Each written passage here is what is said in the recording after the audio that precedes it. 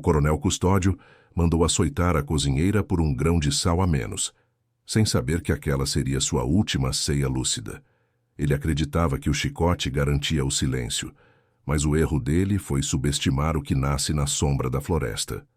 O que ninguém naquela fazenda Santa Cruz sabia era que o veneno preparado naquela noite não ia matar o corpo, mas sim arrancar a confissão que o coronel enterrou junto com um cadáver há 10 anos. Presta atenção no que eu vou te contar, porque essa não é apenas mais uma história de crueldade no tempo da escravidão. É o relato de como a mente de um homem poderoso pode ser o seu próprio carrasco quando a consciência é empurrada para o abismo. O sol estava se pondo atrás dos morros de Minas Gerais, tingindo o céu com uma cor de sangue que parecia prever o que estava por vir. Na cozinha da casa grande, o calor era sufocante. O cheiro de gordura de porco e lenha queimada se misturava ao suor frio que escorria pelo rosto de Benedita. Ela tinha 38 anos, mas suas mãos, calejadas e marcadas por cicatrizes de queimaduras antigas, pareciam de uma mulher de 60. Benedita era o tipo de pessoa que as pessoas chamavam de silenciosa. Ela não reclamava, não gritava, apenas observava. E era nesse silêncio que ela guardava o maior perigo para quem cruzasse o seu caminho. Naquela tarde, o estalo do chicote ainda ecoava nos seus ouvidos. Por causa de um tempero que o coronel julgou insuficiente, ela sentiu o couro rasgar a pele das suas costas. O coronel Custódio era um homem que não admitia falhas, principalmente porque vivia com o medo constante de que sua própria fachada de homem de bem desmoronasse. Ele era o senhor absoluto daquelas terras, um latifundiário que mantinha todos sob um regime de terror, mas que escondia, por trás daquela autoridade toda, um segredo que o fazia acordar gritando no meio da noite. Mas o chicote nas costas de Benedita não foi o que selou o destino do coronel. O que mudou tudo foi o que ela ouviu enquanto limpava o escritório, escondida atrás das cortinas pesadas de veludo.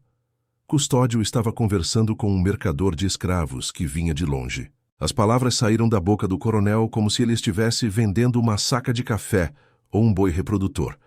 Ele estava vendendo Bento. Bento tinha apenas 8 anos e era o único motivo pelo qual Benedita ainda encontrava forças para acordar todos os dias. O coronel tinha dívidas de jogo, dívidas que consumiam as riquezas que ele roubou anos atrás, e para quitar uma parte delas, ele decidiu entregar o menino. Aquilo quebrou algo dentro de Benedita. Anos antes, o pai dela tinha trabalhado até a morte para pagar a alforria do neto, um acordo feito com o antigo dono daquelas terras. Mas Custódio, quando assumiu o controle da fazenda após a misteriosa morte do seu sócio, simplesmente rasgou o papel e disse que dívidas de mortos não valiam nada. Agora, ele queria despachar Bento para as minas, de onde criança nenhuma voltava com vida.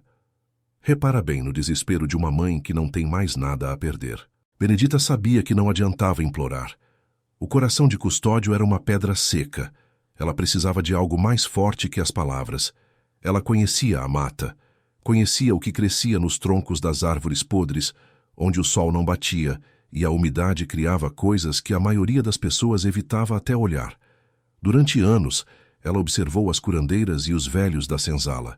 Ela sabia que a natureza oferece a cura, mas também oferece a loucura para quem sabe preparar o tempero certo. Enquanto o coronel se preparava para receber o major Vidigal, o fiscal da coroa que vinha auditar as contas e as propriedades da região, Benedita saiu pelos fundos da cozinha. Ela se embrenhou na mata fechada, ignorando os espinhos que cortavam seus braços. Ela buscava um tipo específico de cogumelo, um que tinha a cor da cinza e um cheiro terroso e adocicado. Aquilo, se usado na medida certa, não matava, mas abria as portas da mente de um jeito que nenhum homem conseguia fechar. O plano dela era simples, mas carregado de um risco mortal. Ela ia fazer o coronel confessar seus crimes na frente da autoridade máxima da província. Se falhasse, ela seria enforcada antes do amanhecer. Se acertasse, ela teria a prova que precisava para derrubar o monstro e salvar seu filho. Ao voltar para a cozinha, ela começou o preparo do jantar oficial. O prato principal seria o favorito do coronel, Frango ao molho pardo, um prato escuro, denso, onde o sangue e as especiarias esconderiam perfeitamente o pó dos cogumelos que ela moía com um pilão de pedra, rezando baixo palavras que não eram para santos, mas para as forças da terra. O ambiente na fazenda estava carregado. Os capatazes andavam de um lado para o outro, limpando as armas e vigiando a entrada. O Major Vidigal não era um homem qualquer. Ele era conhecido por ser rígido, legalista e, acima de tudo, desconfiado. Ele já tinha ouvido rumores de que a riqueza de Custódio tinha surgido da noite para o dia, logo após o desaparecimento de seu antigo sócio, o Sr. Alberto. Alberto nunca mais foi visto, e Custódio alegou que ele tinha fugido com o dinheiro da sociedade para a Europa. Mas o major, que tinha o olho clínico para mentirosos, nunca engoliu aquela história. Dentro da Casa Grande, o coronel Custódio tentava manter a compostura. Ele vestia sua melhor casaca, mas o suor insistia em brotar na sua testa. Ele estava nervoso. A chegada do major trazia um perigo que o Chicote não podia resolver. Ele precisava que aquele jantar fosse impecável. Ele precisava que Vidigal saísse dali convencido de que tudo estava em ordem. «Benedita!» gritou o coronel da sala de jantar, sua voz ecoando pelos corredores de assoalho rangente. «Se esse jantar não estiver à altura do major, eu juro que você não verá o sol nascer amanhã. Leve aquele moleque para o curral, não quero o filho de uma cozinheira imunda circulando pela casa enquanto as autoridades estão aqui.» Benedita não respondeu. Ela apenas apertou os lábios e continuou mexendo a panela de ferro. No fundo da cozinha, Bento olhava para a mãe com olhos grandes e assustados. Ele não entendia por que o Sinhozinho estava tão bravo, mas sentia o peso do perigo no ar. Benedita fez um sinal para que o menino se escondesse sob a mesa de madeira pesada. Ela sabia que o tempo estava correndo. O Major Vidigal chegou com o barulho de cascos de cavalo no pátio de pedra. Ele desmontou com a elegância de quem detém o poder da lei. Ao entrar na sala, seus olhos percorreram cada detalhe: os móveis de jacarandá, as pratarias, os quadros. Ele notou a opulência excessiva para uma fazenda que, nos papéis, declarava prejuízos constantes. Custódio o recebeu com um sorriso amarelo e um aperto de mão trêmulo. «Seja bem-vindo, Major. A Santa Cruz se honra com sua presença», disse Custódio, tentando disfarçar a voz embargada. «Espero que a honra seja mútua, coronel», respondeu Vidigal, com uma voz seca que fez Custódio engolir em seco. «Vim tratar de assuntos sérios. Dívidas com a coroa e algumas pendências sobre a titularidade destas terras que chegaram ao meu conhecimento.» O coronel sentiu um calafrio. Ele sabia que o cerco estava fechando. O que ele não sabia era que o golpe final não viria dos documentos do major, mas da sopeira de prata que Benedita estava prestes a colocar na mesa. Aquela sopeira brazonada era o orgulho da família, passada de geração em geração, mas naquela noite o brilho da prata ia refletir algo que o coronel tentava esquecer há 10 anos. Na cozinha, Benedita finalizava o molho pardo. Ela separou 2 tigelas, uma para o major, temperada apenas com o melhor das ervas da horta, e a outra, a que seria servida ao coronel, carregada com a essência da loucura. Ela precisava de precisão cirúrgica. Se o major provasse da comida batizada, ela estaria perdida. Mas o coronel, em sua arrogância, sempre exigia ser servido primeiro e com a porção mais farta, direto da sopeira que ficava diante dele. O jantar começou sob um silêncio tenso, quebrado apenas pelo som dos talheres de prata batendo na porcelana. O Major Vidigal falava pouco, observando cada reação de Custódio. Ele perguntou sobre Alberto, o antigo sócio. O coronel começou a gaguejar, dizendo que o homem era um perdulário e que tinha abandonado tudo. Enquanto falava, Custódio levou a primeira colherada do molho pardo à boca. Benedita observava da fresta da porta da cozinha. Ela viu o momento exato em que ele engoliu. O destino estava selado. O coronel elogiou o sabor, dizendo que finalmente a cozinheira tinha aprendido a temperar como se deve. Ele não percebeu que, sob o sabor forte do sangue do frango e do vinagre, o veneno silencioso já começava a percorrer suas veias, subindo para o cérebro, onde as memórias mais sombrias estavam guardadas a 7 chaves. Passaram-se alguns minutos. O major começou a apresentar alguns papéis sobre a mesa, questionando as assinaturas nas escrituras. Foi então que o primeiro sinal apareceu. O coronel Custódio parou de falar no meio de uma frase. Seus olhos se fixaram na sopeira de prata à sua frente. Ele viu seu próprio reflexo na superfície polida, mas o reflexo parecia estar se movendo de um jeito diferente. O rosto no metal começou a se decompor, a pele a cair, revelando o crânio de um homem que ele conhecia muito bem. O coronel piscou forte, sacudindo a cabeça. Ele achou que era o cansaço ou talvez o vinho forte que estava bebendo para acalmar os nervos. Mas a imagem não sumia. Pelo contrário, ela começou a sussurrar. Um sussurro que só ele ouvia. Um som de terra caindo sobre madeira. O som de unhas arranhando o fundo de um caixão improvisado no meio do curral. "O senhor está bem, coronel?" perguntou o major Vidigal, estreitando os olhos. O senhor ficou pálido de repente. Custódio tentou responder, mas sua língua parecia pesada, como se tivesse se transformado em chumbo. Ele olhou para o major, mas não viu mais o fiscal da coroa. No lugar de Vidigal, sentado à cabeceira da mesa, estava uma figura coberta de lama e sangue, com o pescoço quebrado e um olhar de julgamento eterno. Era Alberto, o homem que ele tinha matado com uma paulada na nuca para não ter que dividir os lucros da colheita de uma década atrás. Benedita, na sombra da cozinha, apertou as mãos contra o peito. O jogo tinha começado. O coronel estava entrando no delírio e o que viria a seguir ia mudar para sempre a história da fazenda Santa Cruz. Ela só precisava que ele falasse. Ela precisava que o medo superasse o instinto de preservação. O coronel começou a suar em bica. Ele afrouxou o colarinho, sentindo que o ar estava fugindo de seus pulmões. As paredes da sala de jantar pareciam estar se fechando, e as sombras projetadas pelas velas começaram a dançar como espectros vingativos. Ele olhou para o prato e viu vermes rastejando no molho pardo. Ele soltou o talher que caiu com um estrépito metálico no chão, quebrando o silêncio da sala como um tiro. "Ele está aqui", sussurrou Custódio, com os olhos arregalados, apontando para a cadeira onde o major estava sentado. "Ele veio buscar o que é dele."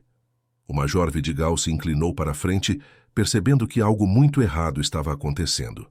Ele não sabia do veneno, mas sabia que um homem culpado muitas vezes se entrega quando a pressão é demais. Ele decidiu usar aquele momento de fraqueza.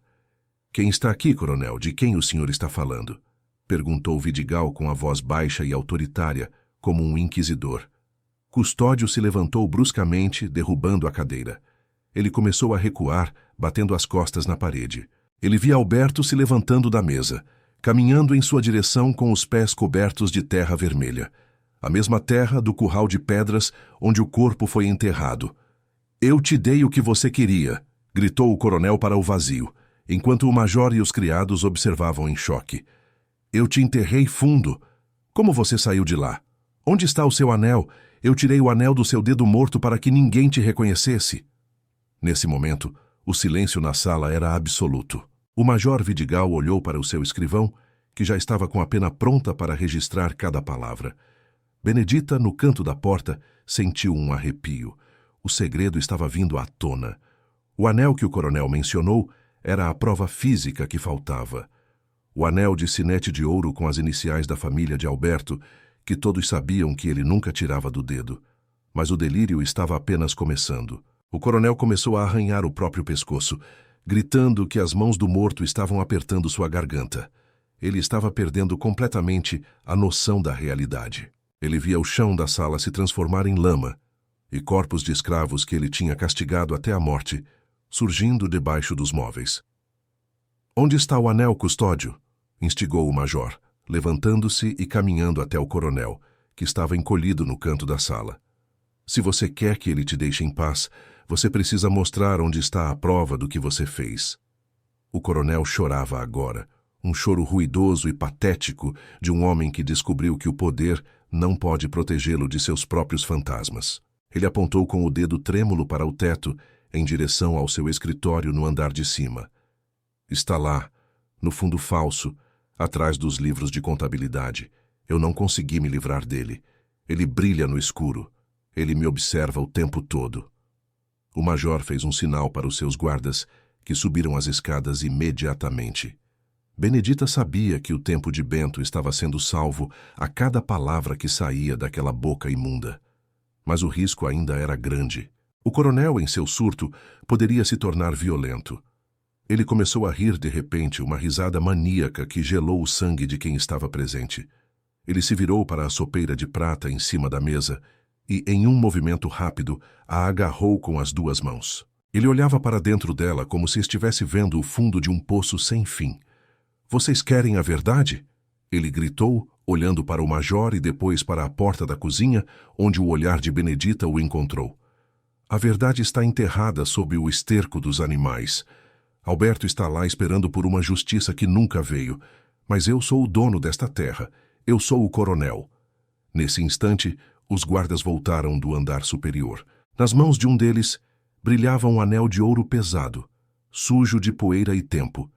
As iniciais AS estavam gravadas de forma clara. O major pegou o anel e o examinou sob a luz das velas. O silêncio que se seguiu foi o de uma sentença de morte. Mas o que aconteceu em seguida foi o que ninguém esperava. O coronel, possuído por uma força alucinógena que o fazia ver o mundo derretendo, partiu para cima do major, confundindo o oficial com o próprio Alberto que vinha cobrar sua vida. Ele não tinha mais uma arma, mas tinha o desespero de um animal acuado. "Você não vai me levar", ele urrou, avançando contra Vidigal. Benedita viu que aquele era o momento. No meio do caos, enquanto os guardas tentavam conter o coronel que lutava com a força de um louco, ela correu para o escritório.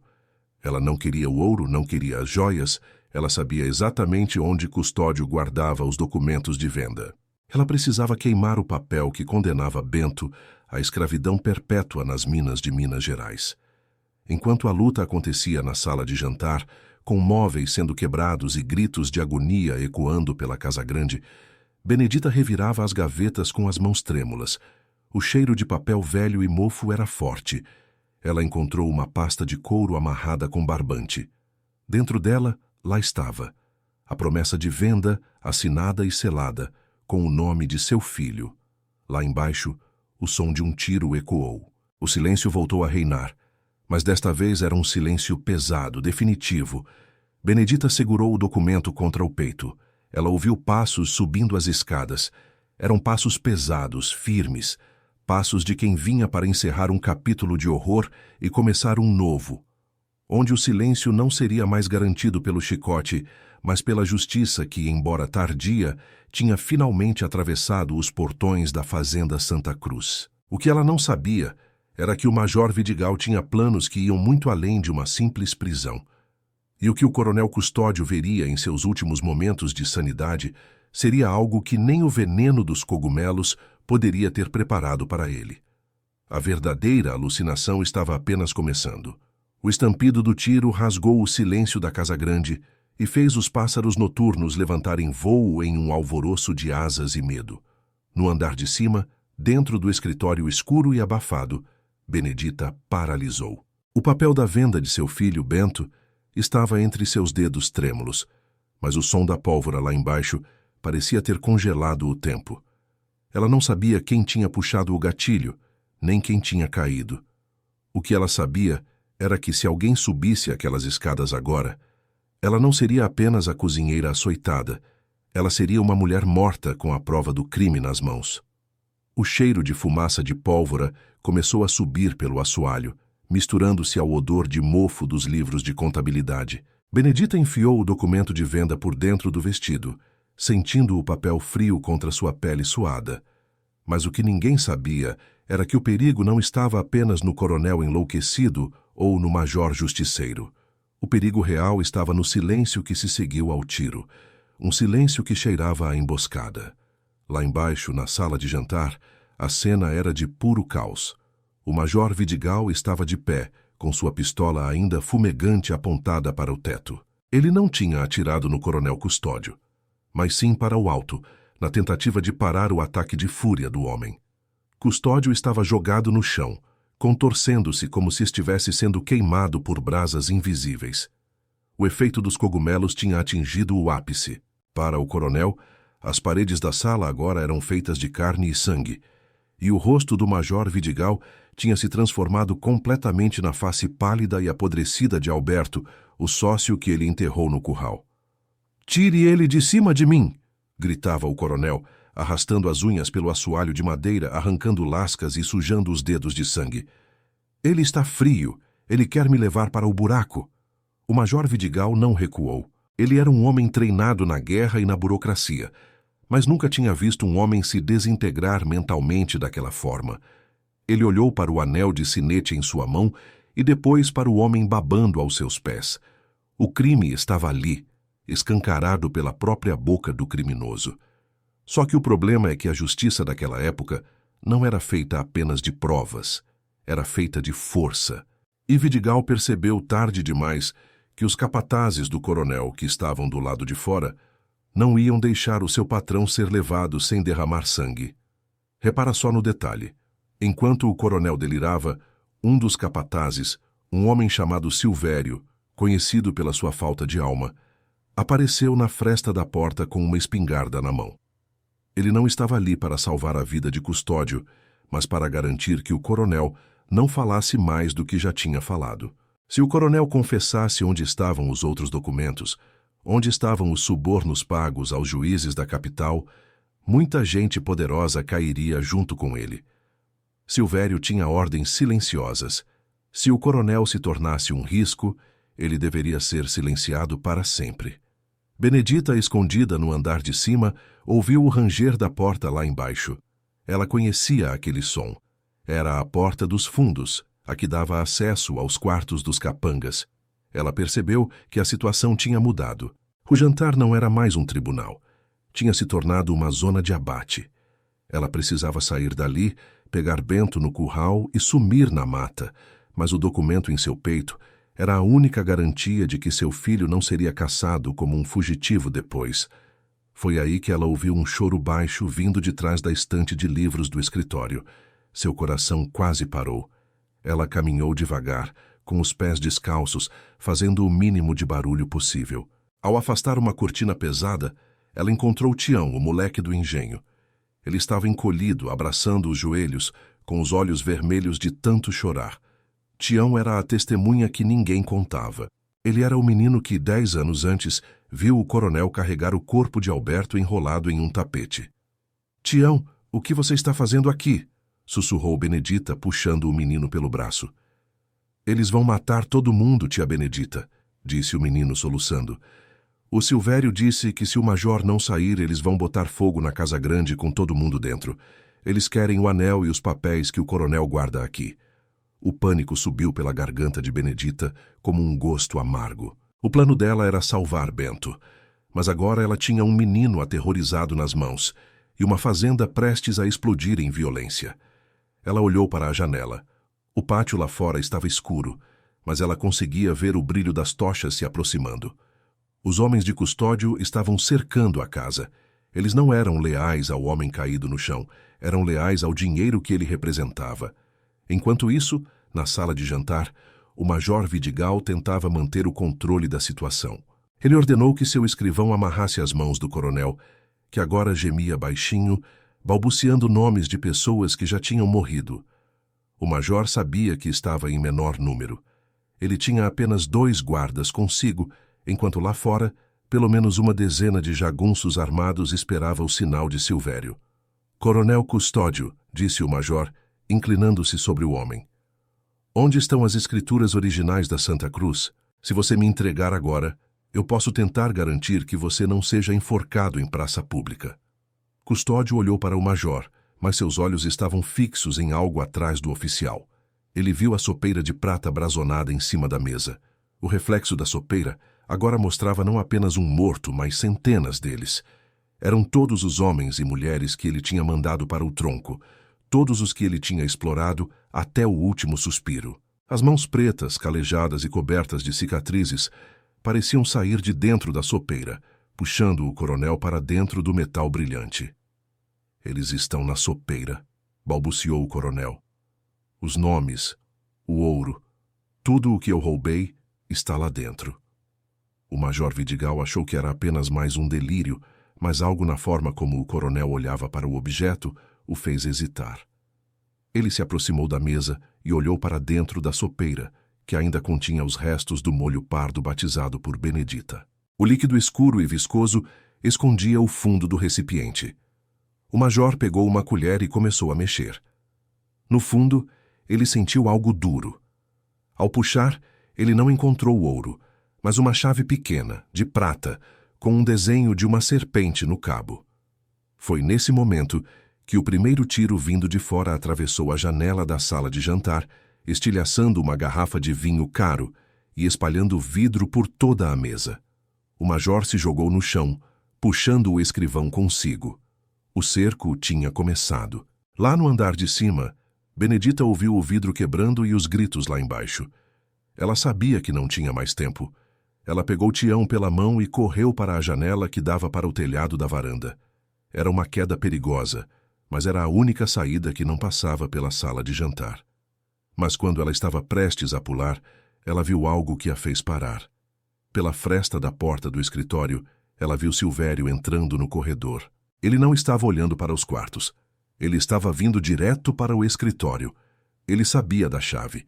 Ele sabia que o coronel guardava o que restava da sua fortuna em um cofre escondido naquela sala. E ele não ia deixar uma cozinheira e um moleque de engenho ficarem no seu caminho. O problema é que Benedita não era uma mulher que fugia sem lutar.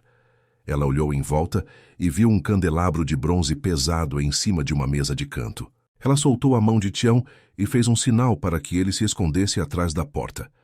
Ela sentia a dor nas suas costas, onde o chicote tinha aberto a carne horas antes, e aquela dor se transformou em um combustível de puro ódio. Silvério entrou no escritório com a espingarda em riste. Ele era um homem bruto, acostumado a bater em quem não podia se defender.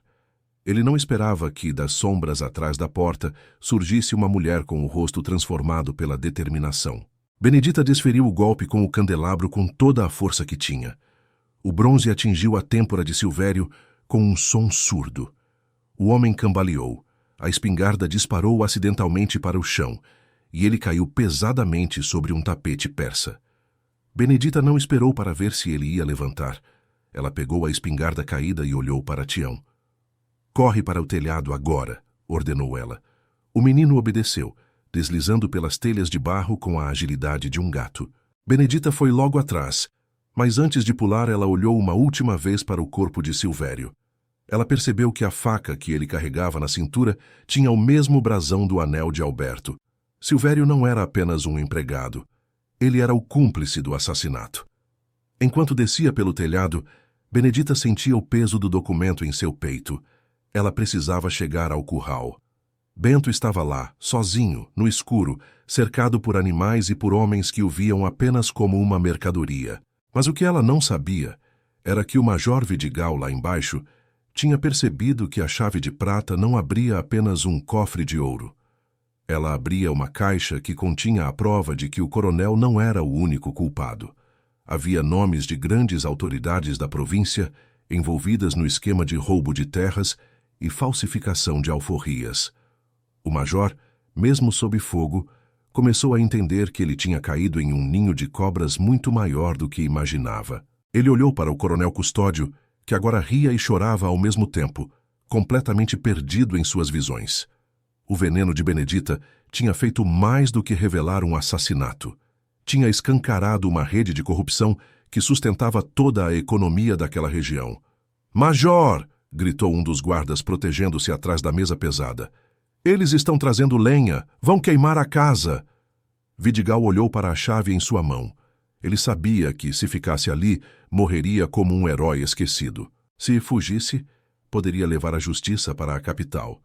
Mas ele precisava de alguém que conhecesse os caminhos da mata, alguém que pudesse guiá-lo por entre os jagunços que conheciam cada palmo daquela terra. Naquele momento, ele viu uma sombra passando pela janela da cozinha. Era Benedita, carregando Tião e correndo em direção ao curral. O major não hesitou. Ele sabia que aquela mulher, a cozinheira que ele tinha visto sendo humilhada horas antes, era a sua única chance de sobrevivência. Repara bem na ironia. O homem que detinha o poder da lei agora dependia da escrava que ele tinha ignorado o dia inteiro.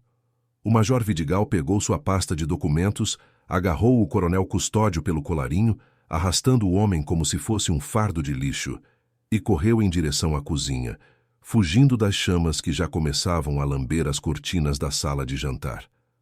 Benedita chegou ao curral de pedras. O cheiro de esterco e feno estava forte. Ela chamou por Bento com a voz embargada pelo medo. — Bento, meu filho, cadê você? Do fundo de uma baia escura, o menino surgiu, tremendo de frio e pavor. Quando ele viu a mãe, correu para os seus braços. Benedita o abraçou com tanta força que parecia querer fundir o corpo do menino ao seu. — Ninguém vai te levar, meu filho. Eu juro pela terra que nos sustenta. Mas o alívio durou pouco. O som de passos pesados na pedra do pátio anunciou a chegada de mais capangas. Eles tinham visto Benedita fugindo, e eles sabiam que ela tinha levado algo do escritório. — Ali está ela! Gritou uma voz rouca. — Peguem a preta e o moleque! O Silvério disse que ela está com os papéis. Benedita se encolheu com Bento e Tião atrás de uma mureta de pedra. Ela tinha a espingarda de Silvério, mas só tinha um tiro. Ela olhou para os meninos e depois para a mata que começava a poucos metros dali. A liberdade estava tão perto, mas o caminho estava cercado de homens armados com ódio e ganância. Foi então que, do meio da fumaça que já saía da Casa Grande, surgiu a figura do Major Vidigal, arrastando o coronel e disparando sua pistola contra os jagunços. O encontro no curral foi o ponto de ruptura. O major e a cozinheira, o oficial da coroa e a mulher escravizada, olharam-se nos olhos no meio do caos. Não havia mais senhor e servo ali. Havia apenas sobreviventes. — Você sabe o caminho pela mata? Perguntou o major, ofegante, enquanto recarregava sua arma. — Eu conheço cada árvore e cada buraco de cobra, respondeu Benedita, com a voz firme. Mas eu só vou se meus filhos forem comigo. E o coronel vai pagar por cada gota de sangue que ele derramou.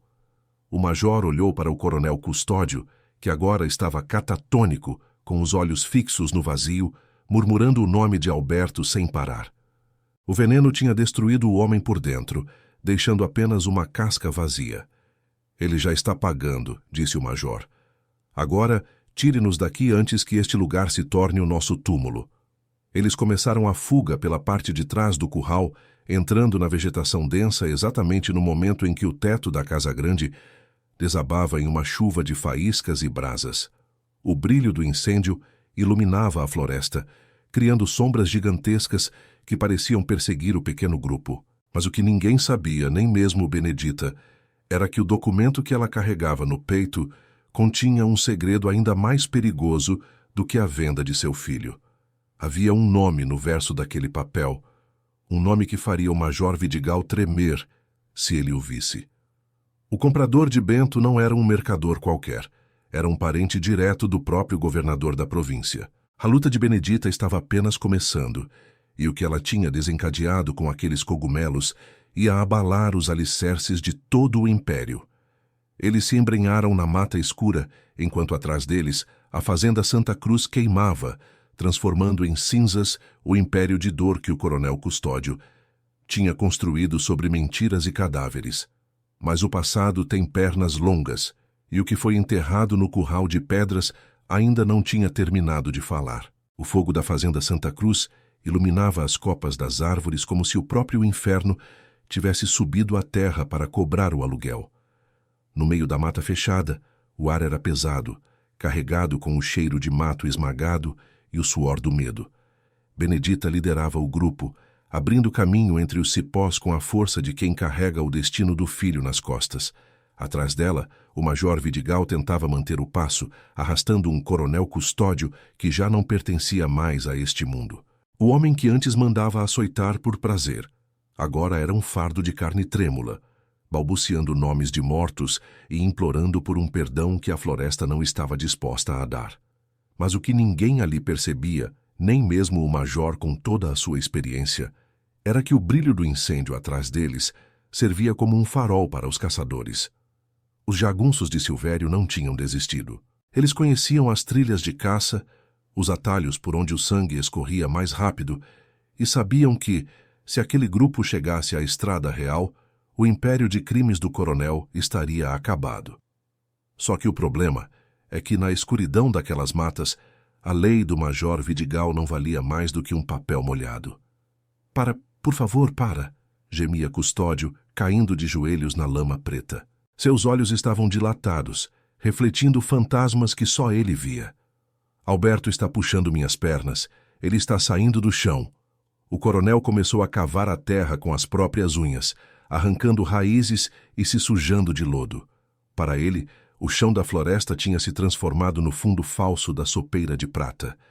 Ele via o molho pardo escorrendo das árvores, as folhas se transformando em notas de dinheiro manchadas de sangue. O veneno de Benedita tinha aberto as comportas da sua consciência, e agora toda a podridão que ele escondeu por uma década estava inundando sua mente. "Levanta, homem!" rosnou o Major Vidigal, dando um puxão violento no colarinho do coronel. "Se você não andar, eu te deixo aqui para os seus próprios cães te encontrarem." Benedita parou e olhou para trás. Ela viu Bento abraçado a Tião, os dois meninos com os olhos arregalados, assistindo à ruína do homem que eles aprenderam a temer desde que nasceram. Repara bem no que o ódio faz. Benedita sentia uma satisfação amarga ao ver o coronel daquele jeito, mas o perigo ainda era real demais para comemorações. Ela sabia que os tiros que ouvira no curral eram apenas o começo. "Major, se a gente não atravessar o Rio das Almas antes da meia-noite, eles pegam a gente no desfiladeiro", disse Benedita, com a voz cortante como uma faca. "O senhor está carregando um morto-vivo. Ou a gente deixa ele ou a gente morre com ele." O Major Vidigal hesitou. Ele precisava de Custódio vivo para o julgamento, mas ele também tinha o anel e a chave de prata. No entanto, o que mais pesava em sua consciência agora era o que ele tinha visto por cima do ombro de Benedita, minutos atrás. O documento que ela carregava no peito. Ele precisava ler o que estava escrito ali. Ele sentia que havia algo muito maior do que a venda de um menino escravizado. "Andem", ordenou o major, ignorando os protestos do coronel. Eles continuaram a marcha, o som dos galhos secos quebrando sob seus pés, parecendo tiros de advertência. A cada minuto, a sanidade de Custódio escorria um pouco mais. Ele começou a cantar uma música de ninar que a mãe de Alberto cantava para o filho, uma melodia doce que soava macabra na boca de um assassino. Foi aí que o primeiro sinal de que eles não estavam sozinhos apareceu. Um assobio longo e agudo cortou o ar, vindo da esquerda. Segundos depois, outro assobio respondeu da direita. Eram os capangas. Eles estavam usando sinais de caça para cercar o grupo. Silvério, mesmo ferido pelo golpe de Benedita, tinha sede de vingança. Ele sabia que, se o coronel falasse o nome do comprador de Bento para o major, não haveria lugar no Brasil onde ele pudesse se esconder. "Eles estão perto", sussurrou Tião, segurando a mão de Benedita com tanta força que os nós dos seus dedos estavam brancos. "Eu conheço esse som. É o Silvério chamando os cachorros." Benedita sentiu o sangue gelar. Os cachorros. O coronel criava cães de fila, treinados para caçar seres humanos, animais que não conheciam o cansaço e que tinham sido alimentados com a carne da crueldade. O som latido distante começou a ecoar, misturando-se ao vento que soprava entre as fendas das pedras. "Major, o senhor tem uma pistola. Eu tenho a espingarda de Silvério", disse Benedita, posicionando-se à frente dos meninos. "Mas nós só temos poucos tiros. O senhor precisa me contar o que viu naquela chave." O Major Vidigal olhou para ela e, por um momento, a barreira social entre eles desapareceu. "A chave abre um baú que não contém apenas ouro, Benedita. Contém nomes, nomes de juízes, de delegados e de gente que se senta à mesa com o imperador. Se o coronel confessar o que está no verso desse papel que você carrega, nós mudamos a história dessa província." Foi nesse momento que o coronel Custódio deu um grito desumano. Ele se jogou contra uma árvore e começou a bater a cabeça contra o tronco, gritando que as formigas estavam comendo seus segredos. No delírio, ele começou a cuspir palavras que fizeram o major empalidecer. O governador assinou. Ele sabia de tudo. O anel de Alberto foi o preço. Ele queria as terras para a ferrovia, gritava Custódio, enquanto o sangue escorria da sua testa. Presta atenção na gravidade disso. O que parecia ser apenas uma disputa de terras entre sócios era, na verdade, uma conspiração que chegava ao palácio do governo. O coronel era apenas uma peça no tabuleiro, um executor que se tornou inconveniente. E agora a peça estava quebrada e falando demais. "Cale a boca, custódio!" gritou o major, tentando tapar a boca do homem. Mas era tarde demais. Um tiro de espingarda atingiu a árvore logo acima da cabeça deles, espalhando lascas de madeira e folhas. Os jagunços tinham chegado. Benedita não pensou duas vezes. Ela empurrou Bento e Tião para trás de uma rocha grande e se ajoelhou, apontando a arma para a escuridão. "Apareça, Silvério!" Ela gritou, sua voz ecoando com uma autoridade que ela nunca teve na Casa Grande. "Venha buscar o que você deixou cair." Uma risada rouca e seca veio de trás de uma moita de samambaias. "Você é valente, cozinheira. Mas o veneno que você deu para o patrão vai ser o seu próprio fim. Entregue o major e os papéis, e eu deixo você e o moleque sumirem no mundo. O major não vai te proteger. Ele é parte do sistema que te acorrentou." Benedita olhou para o major Vidigal. Por um segundo, a dúvida passou pelos seus olhos. O major era um homem da lei, mas a lei sempre esteve do lado de quem tinha chicote. Vidigal percebeu o olhar dela e tirou o documento debaixo do vestido de Benedita com um movimento rápido, lendo o verso sob a luz fraca de uma lanterna de óleo que ele carregava. O rosto do major se transformou. O que estava escrito ali era o cheque-mate. O comprador de Bento era o sobrinho do próprio major Vidigal, agindo como laranja para o governador. O sistema de corrupção era tão profundo que as raízes chegavam à família de quem deveria investigar. "O que foi, major?" perguntou Benedita, percebendo a mudança na expressão do homem. "O senhor reconhece o nome?" O silêncio do major foi a resposta mais clara que ela poderia receber. Naquele instante, Benedita percebeu que eles estavam sozinhos. Não havia lei, não havia coroa, não havia salvação vinda de fora. Era ela, 2 meninos, um louco e um oficial da lei que acabava de descobrir que sua honra era uma mentira. "Eles estão vindo!" gritou Tião. 2 cães imensos, negros como a noite, saltaram do mato em direção ao grupo. Benedita disparou a espingarda. O som foi ensurdecedor. Um dos cães caiu, mas o outro continuou avançando, as presas brilhando na escuridão. O major Vidigal sacou sua pistola e atirou, atingindo o animal no ar. Mas o disparo revelou a posição deles. Silvério e mais 3 homens surgiram, disparando suas armas. O grupo teve que recuar em direção à beira de um despenhadeiro que dava para o Rio das Almas. A correnteza lá embaixo era forte, um rugido constante de águas que engoliam tudo o que caía nelas. "Não tem para onde fugir, major", gritou Silvério, recarregando sua arma. "Entregue o anel e o coronel. Ninguém precisa saber o que aconteceu aqui. O incêndio vai levar toda a culpa." O coronel Custódio, sentindo a proximidade de Silvério, pareceu ter um lampejo de lucidez no meio da loucura. Ele olhou para o seu braço direito e sorriu de um jeito doentio. "Silvério, você veio me buscar? Onde está o Alberto? Ele disse que você estava com a pá. Ele disse que você ajudou a bater nele." Silvério parou por um segundo. A confissão do coronel estava revelando a sua própria participação no crime. Os outros jagunços se olharam incertos. Se o major saísse dali vivo com aquele testemunho, todos eles seriam enforcados. "Cala a boca, seu velho maldito!" rugiu Silvério, apontando a arma para o próprio patrão. Foi nesse momento de hesitação que Benedita tomou a decisão que mudaria tudo. Ela percebeu que o papel em sua mão era o seu único escudo, mas também a sua sentença de morte. Se ela destruísse o papel, o major não teria provas contra sua própria família, e os jagunços não teriam o que recuperar. Mas se ela ficasse com ele, Bento nunca estaria seguro. "Major", sussurrou Benedita, entregando o anel de Alberto para ele. "O senhor disse que a lei é para todos. Prove.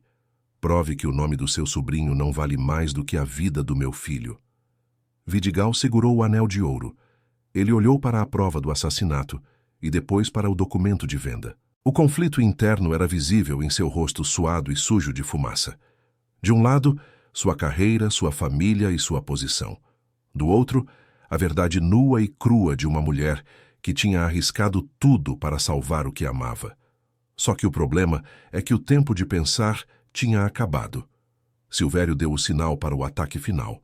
Os tiros começaram a voar de todos os lados. O Major Vidigal, em um ato de desespero ou de redenção, empurrou Benedita e os meninos para trás de uma saliência na rocha e se levantou, disparando contra os jagunços. "Fujam!" gritou o major. "Sigam o rio! Tem uma balsa velha a 1 quilômetro daqui! Eu seguro eles!" Benedita não questionou. Ela agarrou Bento e Tião e começou a descer a encosta íngreme em direção ao rugido das águas. Mas enquanto descia, ela olhou para trás e viu algo que nunca esqueceria. O coronel Custódio, no auge da sua alucinação, tinha se agarrado às pernas de Silvério, gritando que ele era o demônio que o acompanharia até o inferno. Os dois homens, o mestre e o carrasco, lutavam à beira do precipício. Silvério tentava se soltar, batendo no coronel com a coronha da espingarda. Mas Custódio tinha a força dos loucos. Para ele não estava segurando Silvério. Ele estava segurando a própria alma que tentava fugir. Um último disparo ecoou, mas ninguém soube de onde veio. O que se viu em seguida foi o vulto de 2 homens caindo no abismo, desaparecendo nas águas escuras e violentas do Rio das Almas. O silêncio que se seguiu foi quebrado apenas pelo choro de Bento e pelo som da chuva que começava a cair, lavando a terra manchada de sangue. Benedita chegou à margem do rio exausta e ferida. Ela ainda tinha o documento de venda guardado em seu peito. Ela olhou para o rio, onde o coronel e Silvério tinham desaparecido, e sentiu que a justiça da mata tinha sido feita. Mas ela sabia que o mundo lá fora ainda era governado pelos nomes que estavam escritos naquele papel. O Major Vidigal apareceu minutos depois, ofegante, com o braço sangrando. Ele olhou para Benedita e depois para o rio. Ele não tinha mais o anel. Ele o tinha perdido na luta, ou talvez o tivesse jogado no abismo junto com o coronel. Ele se aproximou de Benedita e estendeu a mão. "O papel, Benedita, me dê o papel." Ela recuou segurando o documento com força. "O senhor vai proteger o seu sangue ou vai proteger o meu filho?" O major olhou para os meninos e depois para a escuridão da floresta. Ele sabia que o que ele fizesse a seguir definiria quem ele realmente era. Mas o que ninguém esperava era que do outro lado do rio, luzes de tochas começassem a surgir. Não eram jagunços. Era uma tropa de cavalaria da coroa, liderada por ninguém menos que o próprio sobrinho do major, o homem cujo nome estava no documento. A traição estava completa. O Major Vidigal percebeu que ele não tinha sido enviado para investigar, mas para ser eliminado junto com o coronel. O cerco não era apenas na fazenda, era um cerco de poder que abrangia toda a província. "Eles não vieram nos salvar, Benedita", disse o major, com a voz carregada de uma súbita e terrível clareza. "Eles vieram apagar as pistas, e nós somos as pistas." Agora, no meio da chuva e do rugido do rio, Benedita percebeu que a alucinação do coronel tinha acabado, mas o pesadelo da realidade estava apenas começando. Eles tinham o Rio das Almas à frente e uma tropa de assassinos fardados atrás. E o único segredo que poderia salvá-los era aquele que todos queriam enterrar. As tochas da cavalaria refletiam nas águas revoltas do Rio das Almas como olhos de serpentes famintas. O Major Vidigal, um homem que passou a vida acreditando que a farda era seu escudo, agora sentia o peso da traição esfriar seu sangue mais do que a chuva que caía. Do outro lado da margem, montado em um cavalo puro sangue, estava o tenente Estevão, seu próprio sobrinho, o herdeiro que ele tanto ajudou a subir na carreira. Mas o que ninguém ali imaginava era que a lealdade de sangue não valia nada diante do papel que Benedita guardava contra o peito. Aquele documento não era apenas uma nota de venda, era a prova de que o governador e sua família tinham transformado a província em um matadouro particular. Repara bem no silêncio que se instalou entre o barulho dos cascos e o rugido do rio. Era o silêncio de quem sabe que não haverá testemunhas. O tenente Estevão não veio para prender o coronel Custódio ou para salvar o tio. Ele veio para garantir que o segredo de Alberto e a fraude das terras fossem enterrados na lama junto com quem soubesse demais. A ordem era clara. não deixar pedra sobre pedra, e muito menos uma cozinheira que sabia demais sobre a química das matas. "Tio!" gritou Estevão, a voz saindo por baixo do capote militar, seca e sem remorso. "O senhor está do lado errado da história. Entregue os documentos e a escrava.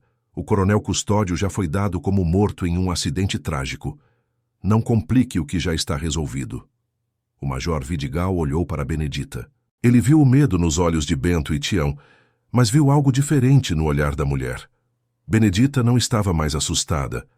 Ela estava em um estado de clareza absoluta, o mesmo tipo de clareza que o veneno dos cogumelos tinha arrancado do coronel. Mas nela vinha da justiça. Ela percebeu que o major estava hesitando entre a família e a honra.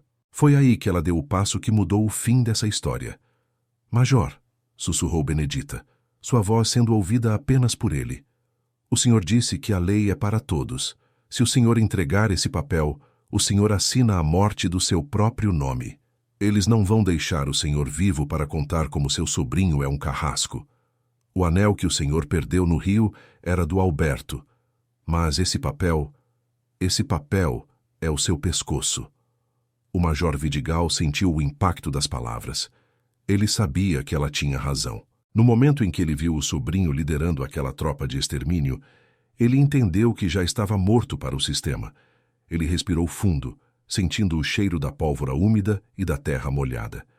Ele olhou para Estevão e, pela primeira vez em décadas, não viu um parente. Viu o mesmo tipo de monstro que Custódio era. "Estevão!" gritou o major, sacando sua última pistola. "Eu enterrei homens melhores que você por muito menos. Se quiser os papéis, vai ter que vir buscar no fundo desse rio." O tenente não esperou. Ele deu a ordem de fogo. O clarão dos disparos iluminou a margem, mas a chuva e a escuridão jogavam a favor dos fugitivos. O major empurrou Benedita e os meninos para dentro da mata ciliar, protegendo-os com o próprio corpo. Um dos guardas do major caiu atingido no peito.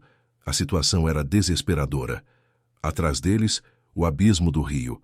À frente, uma tropa armada até os dentes. Só que o problema para o tenente Estevão é que ele subestimou Benedita. Ele achava que ela era apenas uma peça decorativa na cozinha da casa grande. Ele não sabia que ela carregava consigo uma última dose da essência que derrubou o coronel. Durante a fuga, ela tinha recolhido um punhado de bagas silvestres que, quando esmagadas e misturadas ao fumo, criavam uma fumaça densa e irritante, capaz de desorientar qualquer rastro de perseguidor. Benedita agiu rápido. Ela pegou o lampião de óleo que o major carregava e o quebrou sobre um monte de folhas secas protegidas sob uma raiz de árvore. Ela jogou as bagas e o fumo no fogo que começava a subir. Em poucos segundos, uma fumaça amarela e pesada começou a se espalhar, carregada pelo vento em direção aos soldados.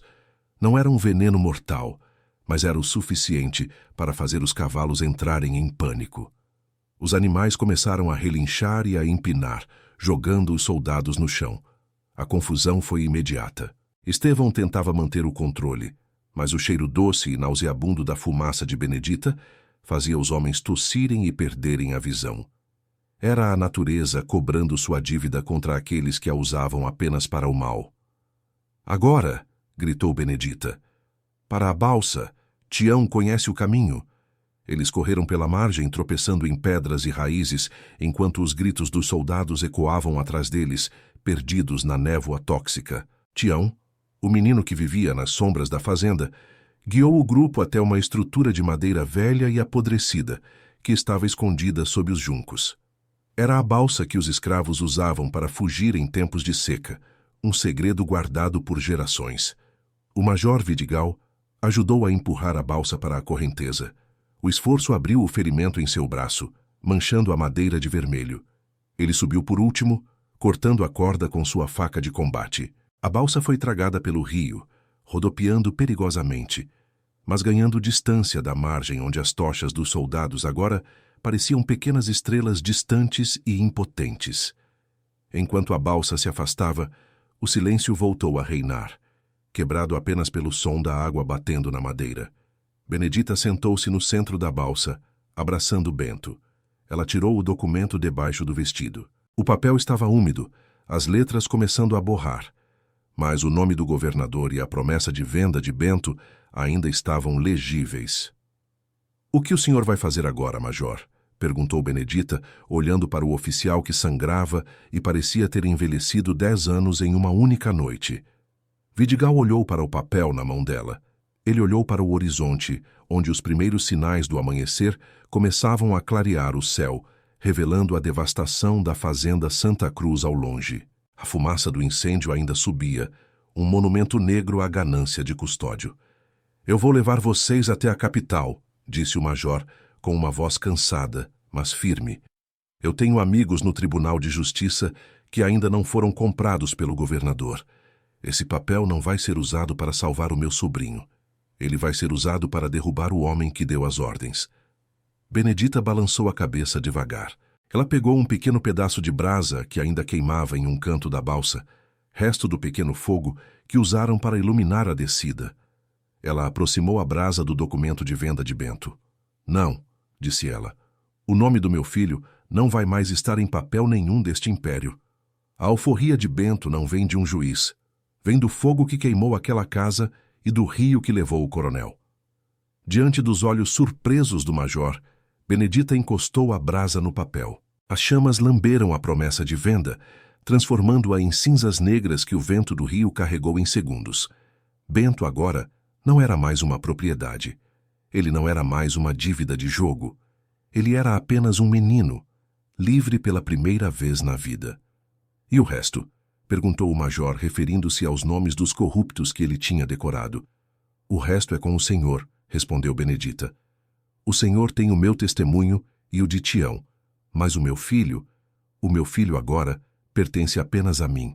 A viagem até a capital durou 3 dias. O major Vidigal, fiel à sua palavra, usou seus últimos recursos para esconder Benedita, Bento e Tião em uma paróquia segura.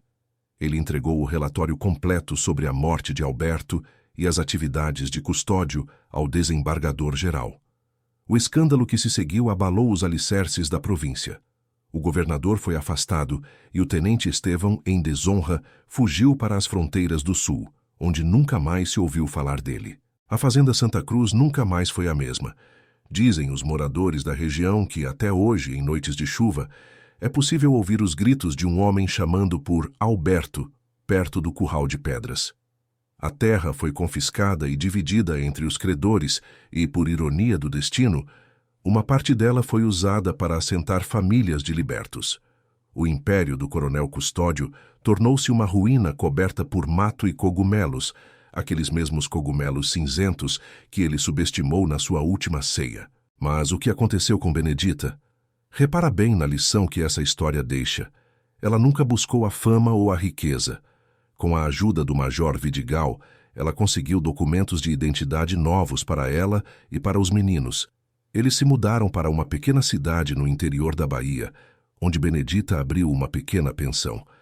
Ela ficou famosa pelo seu tempero, mas havia uma regra de ouro na sua cozinha. Ninguém, absolutamente ninguém, entrava enquanto ela preparava o molho pardo.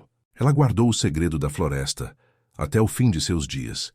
Ela sabia que o poder de um grão de sal ou de um cogumelo colhido na sombra era maior do que qualquer chicote, se usado por quem tem a alma limpa e o coração carregado de justiça. Ela viu Bento crescer, estudar e se tornar um homem que nunca precisou baixar a cabeça para ninguém. A história do coronel Custódio e da cozinheira silenciosa tornou-se uma lenda sussurrada nas senzalas e depois nas mesas de jantar de quem conhece os podres da história do Brasil. O erro do coronel foi acreditar que o silêncio era algo que se comprava com dor. Ele esqueceu que o silêncio é o lugar onde a verdade se cultiva, esperando o momento certo de florescer. No fim das contas, a boca que ordena a crueldade é sempre a mesma que entrega o crime quando a mente perde o freio. A ganância do coronel foi o tempero que o destruiu, e a coragem de uma mãe foi o fogo que forjou uma nova vida.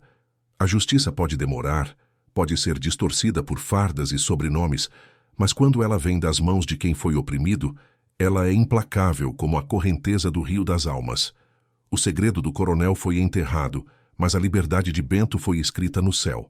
E naquelas terras de Minas, onde o sol se põe tingindo tudo de sangue, a lembrança de Benedita permanece como um aviso para todos os tiranos. Nunca subestime quem conhece os segredos que nascem na sombra, pois é de lá que vem a luz que cega os mentirosos. Se essa história tocou você e mostrou que a justiça sempre encontra um caminho, mesmo nas noites mais escuras, deixe seu like e se inscreva no canal. Compartilhe esse relato para que a coragem de mulheres como Benedita nunca seja esquecida. E comenta aqui embaixo. De qual cidade você acompanhou essa história? Sua presença aqui é o que mantém essas memórias vivas. Até a próxima narrativa.